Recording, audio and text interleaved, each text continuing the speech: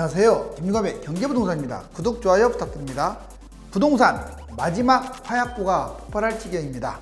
국민들은 집값 잡기 실패를 인정하기보다는 지금이라도 집값을 확실하게 잡아주기를 원하는데 지나치게 소극적입니다. 지금 당장 다주택자 누진세를 때리고 갭자 차익만 환수해도 부동산 거품은 일거에 잡을 수 있는데 애초부터 집값을 잡을 생각이 없다고 봅니다. 이제 또다시 부동산 거품이 치솟을까요?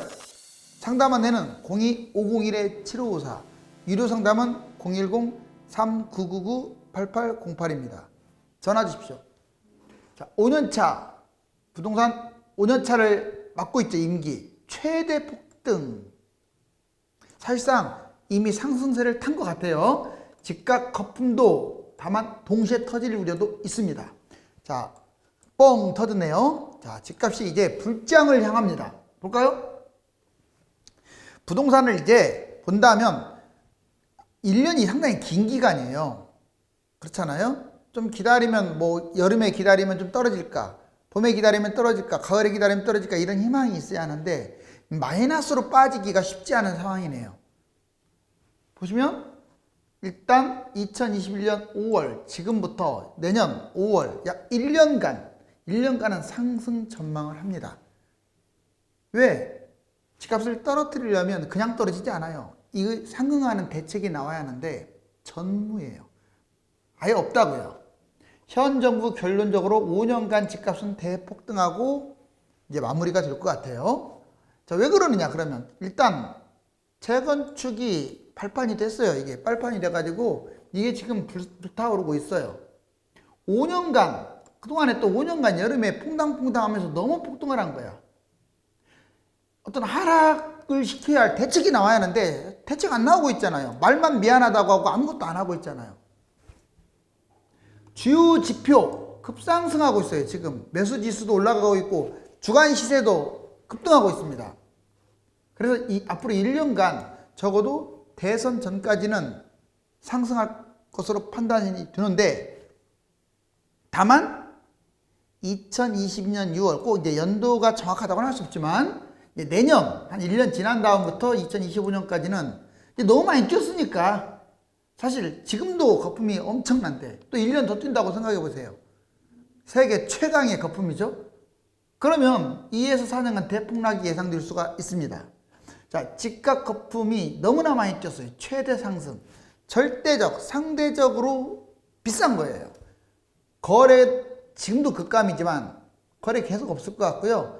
매수자도 실종되면서 올라갈 것 같아요. 하지만 이제 이게 결국은 폭락의 씨앗이 될 겁니다. 그리고 서서히 이제 공급이 넘쳐 흐르는 공급 과잉, 그 다음에 다주택 매물 폭탄이 한꺼번에 터질 수 있고요. 인구 급감이 이제 피부로 확 와닿고 가계부채 폭발도 위험 요인이 됩니다. 즉 1년만 내다본다면 이 불장이 전개될 것 같지만 한 3, 4년까지 된다면 사상 최대의 폭락장이 올 수 있습니다. 그래서 이 줄타기를 잘해야 돼요. 부동산 대책, 전국 불장 전망. 그러면 이제 짧게 좀 쪼개봅시다. 자, 6월 전후, 지금 현재 5월 달이잖아요. 대략 앞으로 한 달간은 내내 여기가 뜰 거예요. 2021년 5월 현재도 보면 알아요. 지금 서울 재건축 뛰고 있잖아요. 인천은 전역이 지금 불바다입니다. 경기도는 좀 사이드 지역, 안산, 시흥, 평택, 의정부 등 외곽이 상대적으로 많이 뛰고 있어요. 경기도가 전반적으로 많이 뛰고 있는데 인천처럼 특히 외곽이. 그 다음에 광역시도 대전, 대구, 부산이 아직도 강세입니다. 중소도시는 상대적으로 덜 뛴 지역과 비규제 지역이 뛰고 있어요.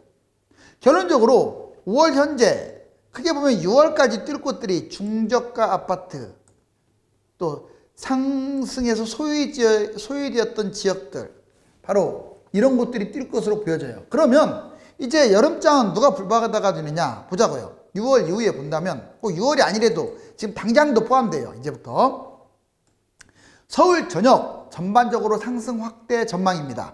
고가 아파트 재건축 특히 얘들이 끌고 갈 거예요. 이제 그전에는 고가 아파트 많이 안 뛰었는데 그동안에 중저가 위주로만 뛰었잖아요. 이제는 이쪽에서 이쪽으로 턴이 될 거예요.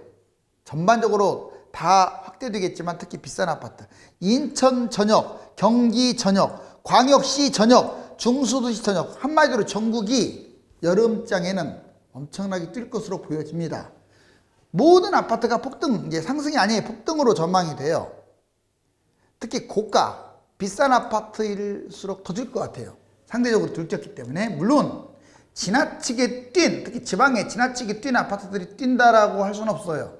제가 말씀드리는 것은 이제 강남이나 한강변이나 또 경기 지역에 상대적으로 더 올라간 소형 고가 아파트들이 뛴다 이런 말이죠. 입지 우위 지역, 입지 안 좋은 소위 지역이 뛰었다면 이제 입지 우위 지역, 경기도나 서울 지역에서도 입지가 좋은 곳들이 뛸 가능성이 커요. 자, 집값 이미 초기 폭등 진행 중입니다. 이거 한번 볼까요? 자, 수도권 올라가고 있죠. 그 다음에 전국도, 전국은 이제 아직은 평균치인데 특히 서울, 강남권이 지금 뛰고 있죠. 그 다음에 서울 전반적으로 상승세죠. 이 상승세 초기 단계인데 이렇게 갈 가능성이 아주 높아요. 과거에 이렇게 조금 올라가고 이렇게 떨어진 예가 한 번도 없어요. 5년 동안. 그냥 불장 되어버렸죠. 여기 보시면 서울 및 최근 쭉 보면 실질적으로 서울 빨간색 보세요. 계속 올라가고 있죠. 0.09로. 그 다음에 이게 강남, 노원, 양천, 영등포 일대는 재건축이 특히 많아요. 이 일대는 상승폭이 더 크죠. 이게 계속 올라간다 이 말이죠. 집값 잡는 확실한 대책이 아주 중요해요. 왜 이걸 안 할까요? 물론 이게 좀 충격이 커요. 그렇지만 하나라도 제대로 쓴다면 어떨까? 좀 아쉬움이 있어요. 이거 뭐 사고할 건덕지도 없어요. 왜 사고합니까? 오히려 위선적으로 보이는 거죠. 여기 보세요. 자, 공급 확대. 제가 여러 번 이제 말씀드렸지만 공급 확대 측면은 먼저 분양이 있고 그 다음에 다주택의 매물을 토해내는 게 있어요. 두 가지가 공급인 거예요. 분양을 한다. 200만 정도 되죠. 특히 서울 수도권 다 합쳐가지고 3기 신도시, 추가 신도시, 택지지구, 재개발, 뭐 정비구역, 역세권 개발 해가지고 대충 이 정도 돼요. 그 다음에 다주택. 뭐 이 사람들이 다 이제 내놓을 수는 없지만 대충 800만 호 정도 매물이 있습니다. 다주택의 개념은 크게 보면 다주택자, 임대주택 사업자, 법인 매물 이런 게 있겠죠. 임대주택 사업자 같은 경우는 혜택을 폐지시켜야 할 거 아닙니까? 다주택은 좀 규제를 좀 강화해서 보유세나 종부세를 확 세게 때리고 그러면 규제 강화가 따라가야 하는데 지금 왜 집값이 안 잡히냐면 이거 포기한 거예요. 이것을. 규제 강화를 확 낮췄잖아요. 오히려 뭐 세금이나 지금 인기 끌려고 줄이려고 하고 있고 물론 1주택자들을 줄이는 것은 좀 이해 갑니다. 그리고 대출 확대시키려고 하고 있고 그러니 대통령 선거 때도 이렇게 집값 잡을 것 같아요? 이렇게? 안 잡을 것 같아요. 여당이든 야당이든. 결국 그러면 대선 과정부터 대선 끝나기 내년 5월까지는 집값 폭등장이 펼쳐지지 않을까라고 판단이 돼요. 정확히 말하면 한 내년 3월 정도까지 되겠죠. 자, 여기 보시면 그런 내용들이 담겨져 있습니다. 먼저 다주택 보유세, 누진세 이거 때려야 돼요. 금액별로, 개수별로. 그리고 임대주택 사업 혜택도 폐지시켜야죠. 그리고 갭투자를 제한시켜야 합니다. 이거 갭투자 차익을 환수해야 돼요.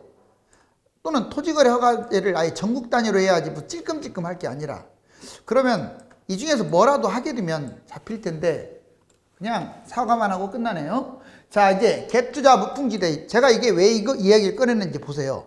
2000년부터 현재 2021년 4월 갭투자 52%. 그러니까 열에 5명은 투기한다 이 말이에요. 물론 갭투자를 다 투기로 몰아붙이기는 좀 그렇지만 솔직히 실거주에 비해서 갭투자가 투기가 더 많지 않나요? 여기 보세요. 최대치네요. 최대치. 그죠? 이렇게 갭투자를 한다라는 것은 아직도 차익 환수도 안 하고 있고 나몰라라 한다는 거예요. 참 고개가 그냥 갸우뚱해지는 거죠.